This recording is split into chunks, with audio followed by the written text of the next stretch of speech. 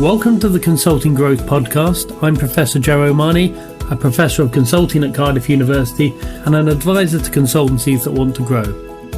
If you'd like to find more out about me and access some free resources to help your consultancy grow, do please visit joeomani.com. That's joeomahoney.com. Thank you for joining us. I have the real pleasure today. So we've got a double act today and we're seeing both sides of the equation. So we've got two successful consulting leaders. We've got Mike Sigler and Todd Johnson. Todd is the managing director for Nexer Group in the US. And Mike is the co-founder of Rangeline Solutions that was sold to Nexer Group this year. And it's a real pleasure to have you here, guys. And I guess as part of your introduction to yourselves, if you could give us a little bit of background about your companies before they became combined, from a layman's perspective. If you're explaining it to an MBA student, how would you explain what your companies do? Sure, absolutely. So maybe I'll jump in with the Nexer side first, and then Mike can tell you the Rangeline story. So Nexer is a fairly new brand globally, and certainly here in the U.S. A little bit of company history. The company's been around a long time. The company's been around for over 30 years. Headquartered in Sweden. Founders that are still involved in the company today started there. The company, about 2 years ago, we sort of took what I'd call all these sort of digital transformation pieces of the organization together, put them together, and came out with the Nexer branding. And at that point, started a fairly aggressive plan for some global expansion. So we had a pretty good footprint in Sweden, but now has expanded into the UK, into Latin America, India, some other places, and then here in the US. So pretty new here in the U.S., but we think there's an opportunity here, and that's what led us to the discussion with Rangeline. Thank you, Todd. And in simple terms, can you tell me what Microsoft Dynamics is? Because I have never used it. I think I'm roughly aware what it is. What opportunities does it give your clients to improve efficiency or value? Yeah, and Microsoft Dynamics is a broader term for it. So there's a lot of products that are under that umbrella, right? So that's their sort of broader marketing term.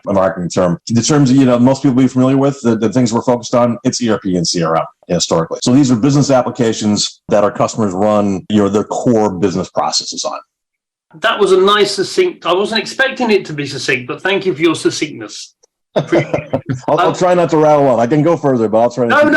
When people are knee deep in things and fascinated by them, and it's their life, it's sometimes quite difficult to get that succinctness. But yeah, thank you. Okay, Mike, over to you. Do please tell me all about Rangeline and how it started and what it did.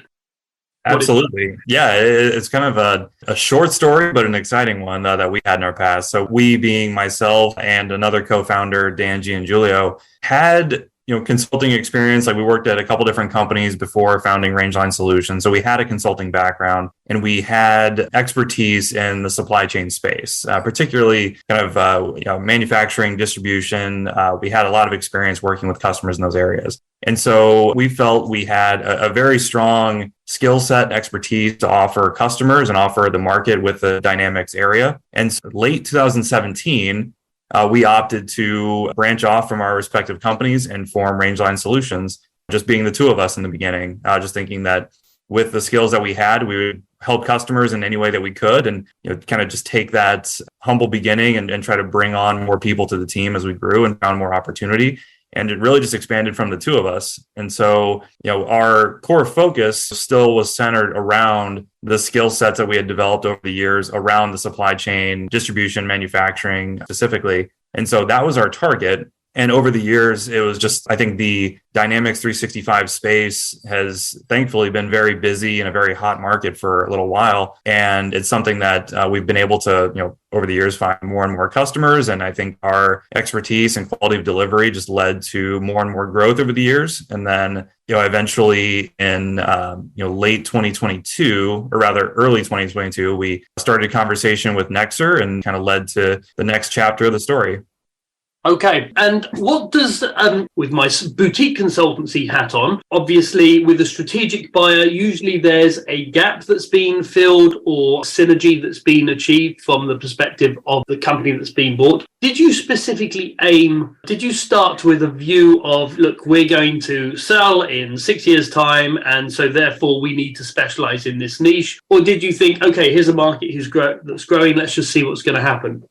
Honestly, yeah, it was more the latter where, we knew we had, high expertise in a very specific area of dynamics and of this ERP world. And so as we went into Rangeline, we initially, thought, down the road, there could be the idea that, we'd grow and exit and have something to that effect happen down the road. But early on, there wasn't some master plan to do that or, that being the end goal. We just knew that we wanted to take the expertise that we had, see what we could build and kind of take the foundation of myself and Dan, our other co-founder, and build onto that and kind of see where we could take it. Because early on, as small as we were really just trying to prove that Rangeline Solutions had some legs to it and that we could build it from, the customer demand and the market that we were in. So initially, for lack of a better term, it was kind of proof of concept to, see if we could take this to be something bigger. But thankfully, over the years, we just saw, more and more customers and more demand. So, we felt we really had some traction going after a few years.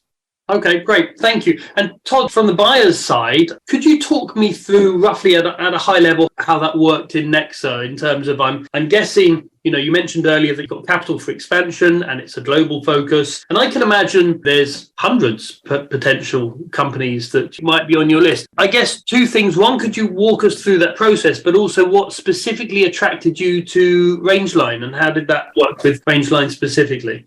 Yeah, no, absolutely. And there was, I'd put together a model, at least to start to sort of profile, some companies that might be of interest to us, primarily because I'm impatient, and I have the, taking on the responsibility to grow the business here in the U.S. Hey, I want to make that happen as quickly as possible. We still have aggressive plans for organic growth, but if there's a way to jumpstart that, that's pretty interesting. So I basically put together a model and it's sort of an evolution of something I'd used in the past. I've been involved in, I meant to go count, but probably 10 different acquisitions at different places as part of my career. I went through and basically came up with probably about a dozen different, sort of data points that sort of profile, a firm. Then started the initial pass, probably had probably about 50 firms that sort of made it to that list. From there, kind of, sort of whittled it down and prioritized what was it, what we were looking for. And then just did some deeper research to find out, what was going to be the right interest to us. And as far as Rangeline, and Rangeline very quickly, bubbled to the top of that list, honestly. Things that were attracted to us was certainly the technology focus. It's a very technology driven firm, right in the sweet spot where, we think there's an opportunity in the market. And then, so that was a good fit. Certainly size. We were early days here, so it didn't make sense for us to, there's certainly some other bigger firms that we could have gone after, but just from, how we wanted to grow the company, that, that didn't make sense. Location here in the Midwest and, in the US, and, that's close to where target customers want to go after. And culture was huge. Now, we didn't get to know that until later in the process, but given the background of our company and just that was a really important piece. And, we spent a long time getting to know each other as well.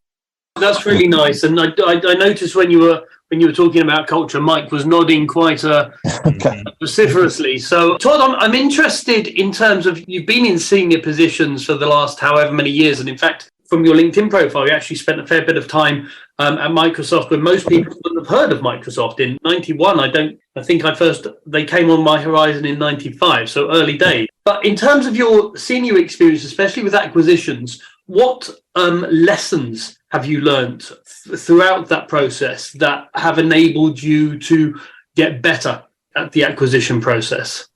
Yeah, I think it's all trying to make, it's so important to do, to have all the discussions up front, to really try to understand the fit, and not just initially, but longer term, right? We're a consulting business. It's a services business. So that means we're very dependent on people. So it's got to be something where combined organization looks more interesting to the team, right? I've seen this the other way as well, so if you have a situation where you do an acquisition and now you have people that are working for a company they didn't make a decision to work for, that's tough, right? So it's got to be something that there's of interest for career growth and expansion, for the employees as well. So yeah, there's a lot of things that go into it. And then in a big part of that, especially for us, was to make sure that we wanted that continuity. So Mike and Dan, as the founders, they need to be part of that story long term. And so the thought was we have them involved, and then they'll bring the team along as well. And that will make for a good fit. Yeah, it's a really interesting point. I find with so I do advisory work on the sort of on the growth and exit for boutique firms, and I find very often founders are really, really worried about, and the buyers are as well, really, really worried about what's going to happen to the team and some of the most capable people and the client relationships and all the rest of it. And And very often my focus is on reframing it. It's actually an exciting opportunity to grow faster than you ever have grown, to have experiences and challenges that you never would have had in a smaller firm. Mike, on your side, how did you prepare for that in terms of talking to the team, framing the opportunity, and really I'm guessing with a relatively small firm, it's very much still a family atmosphere where you all know each other and understand. How did you manage that process? Yeah, I mean, that's a very interesting topic because it's something that we tried to give a lot of thought to, going into news with the team. Because exactly to your comments that, we were a small team, I think at the time, 10, 12 people. And it was something that everybody on the team, was a big contributor to the team's success and the growth of the company to that point. And we wanted to, I think we were so self-conscious at the time of we didn't want to feel that we disappointed anybody or we didn't want to feel we let anybody down by going through this process. But the more and more that we thought about it and, what we were conveying to the team is really just sharing exactly to your point, the excitement that Dan and I felt, when we decided to move forward with decision to join Nexer is the opportunities that it kind of laid in front of us and the doors that it would open up. It's kind of a, potentially a unique case where, we were a very small kind of niche firm servicing a product that is an enterprise level product that, services companies, over $1 billion in revenue. I mean, there are some very large businesses using this platform. And so as a small business, there were certain doors that just flat out never opened for us. Yeah. And so, having that opportunity to join Nexer and have, these resources at our disposal and be able to grow significantly faster than we could before was something that was extremely exciting. And I think that conveying that to our team, just illustrating, the opportunities that would be ahead of us, the growth that we'd be facing, and not just opportunities for the firm and like growing Nexer, but individual career opportunities. The people on the team would be able to work on new and exciting projects and be able to collaborate with people from different backgrounds and cultures and people all over the world. So it really comes back to that core idea, as you were saying, that conveying the excitement that I think we felt as founders at, the road that lied ahead of us. Yeah. And of course, if you're an employee in a smaller firm, your career usually only grows at the rate of the firm. Whereas as soon as you're part of a bigger firm, there's a whole host of roles and opportunities that would never have been open to you. I'm interested in your views on the market and especially the positioning of Nexer versus some of the giant players. So it seems that there's thousands of players with 100 or less or 200 or fewer people. And then there are these big behemoths who are very systematized, very commodified, and don't really do the personalized stuff that many of their clients turn to the boutiques for. In terms of Nexer's positioning, are you stuck between those two models, or is there a different model that you can offer with something with being the size you're at, which I'm guessing is around 1,800, 2,000 people? Yeah, so Nexer group all up is about 2,600 worldwide. Okay. About 500 of that is our Dynamics team resources. Yeah, I'd say that we're sort of happily stuck in the middle there. That's very intentional. Yeah, I mean, one of the things that's been very prevalent in particularly in the Microsoft market over the past 5 plus years, tremendous amount of consolidation, right? And a lot of what's happened is as Microsoft has improved the product set, it's getting more traction in the market. They're taking market share and it's starting to move a bit up market as well. So what's happened is the big behemoths of the world, and I always pick on Accenture because I know them pretty well. There's been a tremendous amount of acquisitions, right? Yep. Yeah, because because they want that skill set, they want that talent delivering on this platform. But now what's sort of happened is that there's a number of firms that are sort of local, regional, or more focused on a particular vertical niche. But at least here in the US, there's not as much in between. So if you're a customer that wants to go bet your business Microsoft's ERP system, and particularly if you've got a multinational or global footprint, you need a serious partner that can deliver for you wherever you are. You may not want to buy from somebody like Accenture. And the reality is firms of that size don't really want to sell to firms like that, to clients that size. So we think there's a nice sweet spot for us, for customers that, are big enough that they need a more than just a local partner, but they're going to get the attention and service that you might not get from the bigger firm. So yeah, I know Mike and Dan and I used the term, and it might have been Mike can come up with it early on, but we want to be the right size partner. Right. And so, are we going to be the next Accenture? No. Is that a good thing? Yeah, we think so. Yeah, it's interesting. I had a conversation with a senior partner responsible for business development at Accenture, and it was really quite eye-opening for me that he had sort of the £50 million mark as the minimum and was kind of just ticking off boxes as the clients went. And it almost made me feel sorry for the slightly smaller clients who, might be talking a few 100,000, you might be talking a couple of million, who it was kind of, we'll do the work if we have to. And no client wants to be in that situation. I do get the market opportunity. And what other advantages do you have in terms of, and this is a slightly leading question. I'm thinking that from my perspective, there seems to be, and don't get me wrong, I realize some clients almost have to use Accenture because of their sheer size and capability. But for clients that don't have to, there does seem to be a shift in some areas away from the bigger firms because of the lack of that personalized service that you might get slightly smaller firms. Yeah, no, absolutely. And to be clear, we're going to be very transparent with our clients. There may be things that simply don't make sense for us from what our scale is and what our capability is. You should go call Accenture. Great. They will do a terrific job for you. And there's a segment of clients, they're very successful. They do that. They will make it happen and they're a good fit. If you're not in that category, I think we offer a lot more flexibility in terms of how we actually engage with the customer. And, you're never going to feel like you lose control, right? Sometimes, sort of the big consulting firms, you sort of feel like, okay, I've sort of been taken over. Right, they're running the project and they're the experts, so I sort of let them do.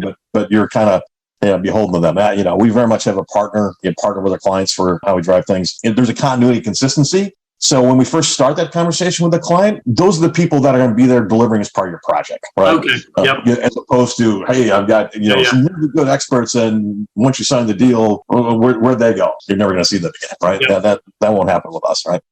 I'm interested from your perspective. You worked in lots of different companies. You know the landscape well. You're now part of a much bigger company. I want to ask a question on behalf of my MBA students who will be leaving soon. If you were going to start something up in a related space, again, what do you think and I guess this is a question for both of you, Todd, because you've got a clear overview of the market as well. What would your hotspots be? What would your top 3 areas be in terms of interesting software spaces or IT advisory spaces that are emergent at the moment? That's a great question. Yeah, maybe give a few thoughts, and Todd, definitely jump in if you've got some ideas there as well. But I think I'm a bit biased in just where my path has kind of led me today. I've been very fortunate in that regard, and I think something that is still just continuing to evolve and change over the years is not. It is. I'll pause. It ultimately is in the supply chain space. It is something that in the last handful of years, and I think for the next several years to come, it's going to see a lot of evolution and change and growth just in how we think about optimizing supply chains. I think leading up to, it's kind of a big milestone moment in the last few years, that being COVID, really made people take a step back and think about how their supply chains operated. Leading up to COVID, I think it was efficiency, which meant, you had very streamlined operations, but very brittle at the same time. And now with COVID kind of disrupting all of that, it's making folks really take a step back and look at what technology they're using to make sure that they have the most up-to-date, accurate information available, but also, where their supply chains are being leveraged. If, they have certain vendors that were maybe difficult to work with during COVID or late on shipments, maybe they take some of that manufacturing to a different location and reevaluate how they're approaching manufacturing and distribution sides of their business. So, that's a lot of supply chain centric pieces, but technology powers all of that. And so I think the technology in that space is going to see a lot of really exciting changes in the coming years. And it's a podcast all on its own, but especially as AI starts to get involved, in those conversations as well, it really changes the landscape on how folks make those decisions and what kind of lies ahead of them. So I think back to your original question, it's like, in my mind, the supply chain world is something that's so ripe for evolution and change over the next few years that if you have an interest and excitement in that area, it's definitely worth sinking your teeth into. That's a really nice point. And my aunt, who is 83. I knew things had changed when she used the word supply chain a couple of years ago. It's because everyone was talking about it. Never heard the phrase before, talking about supermarket supply chains. And, and I guess that's also, it's the IT side, it's also the strategy side and the transformation side of it. Todd, what would you, if you decided to chuck it all in and start again, where would your focus be? And full disclosure, I'm a geek at heart. I'm still a geek. So I get very excited about the technology. I think so. But, Mike, AI, it's sort of all we're talking about today. I think that's correct, actually. We're already in discussions with our clients about, where AI is going to fit into their solutions. I think it's a mistake to underestimate how big an impact that's going to be. So that's certainly to me, that's got to be, part of the equation. And then this is not a new one, but I think it goes hand in hand with AI. But just data and analytics. What's going to make your AI smarter is the better data you have. The same things about computing. Garbage in, garbage out. That doesn't go away. Right. So you have to be able to have systems to run your business where you have visibility to your entire entity. Right. And so there's a lot of interesting things around around how you get that data to where you can make decisions on it. The other thing, and this is a slight ancillary thing, but these things all sort of come together, particularly around manufacturing and supply chain. It's around IoT. All right. And so we have another part of Nexer that's very focused on that. So being able to have all the parts of your enterprise, whatever that is, connected in a digital fashion, extraordinarily powerful. And then, once you've got that data platform, then AI can do some pretty amazing things on top of it. Is where we think we're headed, right? Yeah, it's really. I mean, I'm not a technical person. I haven't got the tech background that you guys have, but it's really interesting. There seems to be this tension at the moment between the capability of AI to produce fairly okay code and save coders a load of time versus the need to actually do quite outstanding coding, where at the moment it's primarily done by great people, and that has consequences for data. And a friend of mine is head of artificial intelligence in the NHS, and the NHS is the biggest data set of patient data in the world, and that's huge opportunities. But he was saying that people think that if you've got, they're always saying, we need more coders, we need more Python developers and all the rest of it. He was saying, just give me one good Python developer and they'll wipe the floor with the rest of them. On that note, I mentioned to Mike just before you arrived, this is just a last builds on the AI thing, I guess. But I've got two little boys, and 5 years ago, in fact 2 years ago, I'd have said, in terms of careers, you couldn't do much better than focusing on IT and learning Python and all the rest of it. And now I'm starting to think, well, listen, if AI can do this to some extent, it's 6 months after the launch of GPT-3, then maybe it's not going to exist. So if you were betting on the future, if you had a couple of young kids, what would you be saying to them in terms of skills? Would it be much more on the people side, interpersonal relationships, or would it more be on the tech side? Interesting debate. I'm tempted to give the consulting answer, right? Which is, it depends, right? I mean, in my mind, the tech side, it doesn't go away; it changes, right? And so I guess my view, particularly on developers, is that the tool set is going to change, and so AI will make you more productive because there's some things that the solution you're trying to build. Sometimes the code involved in doing that gets very mundane. It's not. I have a semicolon in the wrong place, and so now for 2 days my code didn't work, right? The AI has potential to fix that and to let you focus on what you're actually building as opposed to some of the mechanics of it, right? It doesn't change that you need to understand how it all works and how you put that together, to build that solution. So I think it's just a matter of evolving what the tool set looks like. And to me, I would never tell anyone, to shy away from the soft skills. I think that's far more important. Certainly it's something I've learned in my career. I didn't appreciate that as much, early on. I do now that, particularly in consulting, being able to articulate what that solution is, to be able to work with your clients, to understand what their business processes, issues are. That's hugely important. And that can make, and sometimes sometimes that's more important than even having the technical skills, because if you can't have that communication piece, you're never going to get the right solution. Mike, do you concur, or are you? Yeah, I think there's some interesting points to be made here, because in terms of, taking on a new developing language like Python, or, learning, C# or whatever it may be from the technology side, it's interesting, when we say like AI, you can replace 100, average developers with maybe one, excellent developer. In some areas that may be true, but I think there's a lot to be said as well for you don't become a great developer without first being an average one. And so I think That's the ability to learn the technology, learn these programming languages, not necessarily to have the depth of expertise as the greatest developer on the planet. It's just to understand how the technology works, what impact it has, and then using AI or, these, ChatGPT tools to help you improve in those areas. Because to Todd's point, there's a lot of mundane tasks that can come with, different development operations. If you're trying to build a solution for a customer that requires,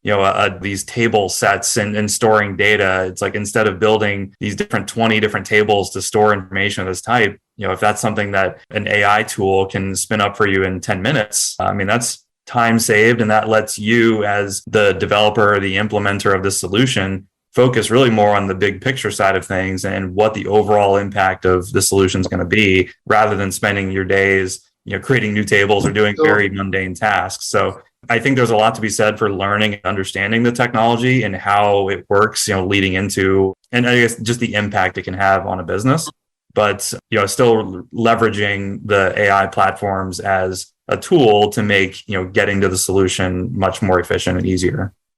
Yeah, it's interesting. I'm doing a piece of research at the moment. I'm asking boutique leaders about the skill sets they want their consultants to have. And traditionally, it's always been the team working presentations, Excel, PowerPoint, and all the rest of it. But increasingly, I'm seeing them not necessarily wanting them to be technical experts, but at least understanding the capability of what some technology can do, what automation can do, what AI can do, so that they can spot opportunities both in their client organizations, but also internally for efficiency savings. And having that awareness of the business impact of these things seems to be, but of course it's all changing so quickly, isn't it? Every 2 months now it's something new. Absolutely. Yep.